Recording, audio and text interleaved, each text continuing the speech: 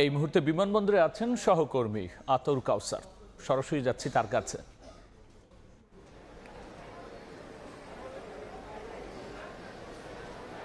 হযরত শাহজালাল আন্তর্জাতিক বিমানবন্দরের কার্গো ভিলেজে অগ্নিকাণ্ডের ঘটনায় যে শিডিউল বিপর্যয় সৃষ্টি হয়েছিল, সেই শিডিউল বিপর্যয় অনেকটাই কেটে এসেছে বলে জানিয়েছেন বেসামরিক বিমান চলাচল কর্তৃপক্ষের যিনি মুখপাত্র রয়েছেন, জনসংযোগ কর্মকর্তা। তার সাথে আমার কথা হয়েছে। তিনি বলেছেন যে বাংলাদেশ বিমান এবং বিমানবন্দর কর্তৃপক্ষের যে ফ্লাইট অপারেশনে যারা আছেন তাদের মাধ্যমে তিনি জানতে পেরেছেন যে ফ্লাইট শিডিউলের যে বিপর্যয় ছিল সেই শিডিউল বিপর্যয়টি কেটে গিয়েছে।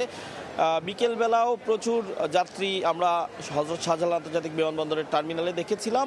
সেই যাত্রীরা ইতিমধ্যে চেক ইন করেছেন এবং এখনও বিভিন্ন যাত্রীরা আসছেন, তারা চেক ইন করবেন। কারণ রাত কাছাকাছি চেক ইন যেগুলো চলছে সেগুলো হচ্ছে 9:45 থেকে 10:30, 11টা পর্যন্ত যে ফ্লাইটগুলো ডিপার্টের জন্য শিডিউল আছে সেই ফ্লাইটগুলোর জন্য চেক ইন চলছে।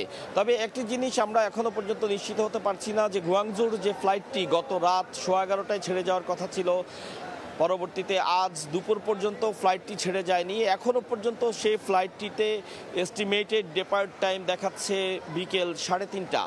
আমি একটু দেখাতে চাই, আমার এখানে যে মনিটর রয়েছে সেই মনিটরে গুয়াংজুর যে ফ্লাইটটি সেই ফ্লাইটটি নির্ধারিত সময় ছিল 23:15 অর্থাৎ 11:15টায় এবং সম্ভাব্য সময় দেওয়া আছে 15:30 অর্থাৎ বিকেল 3:30। এছাড়া অন্যান্য যে ফ্লাইটগুলো ইতিপূর্বে এখানে ডিলে দেখাচ্ছিল সেই ফ্লাইটগুলো ছেড়ে গিয়েছে এবং সেই ফ্লাইটগুলো ইতিমধ্যেই টেক অফ করেছে শাহজালাল আন্তর্জাতিক বিমানবন্দর থেকে। কাজে এই একটি বিমানের ব্যাপারে কিছুটা অনিশ্চয়তা আছে, যদিও রাত 11:15টায় আরও একটি গুয়াংজুর ফ্লাইট শিডিউলড আছে। কাজে এটি কি সেই ফ্লাইটটি কিনা সেটি এখনও পর্যন্ত আমাদেরকে কর্তৃপক্ষ নিশ্চিত করেনি।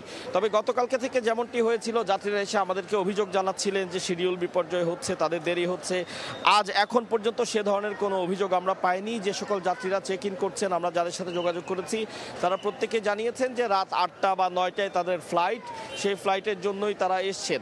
অর্থাৎ বলাই চলে যে গতকালকের ভয়াবহ অগ্নিকাণ্ডের ঘটনায় যে শিডিউল বিপর্যয়ের সৃষ্টি হয়েছিল সেটি অনেকাংশেই কেটে উঠেছে এবং কাটিয়ে উঠতে পেরেছে বেসামরিক বিমান চলাচল কর্তৃপক্ষ, যার ছাপও আমরা বিমানবন্দরে দেখতে পাচ্ছি। এখন যাত্রীদের চাপও অনেকটাই কম।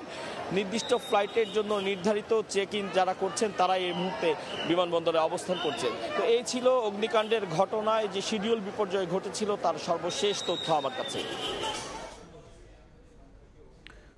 আমরা সরাসরি ছিলাম শাহজালাল বিমানবন্দরে।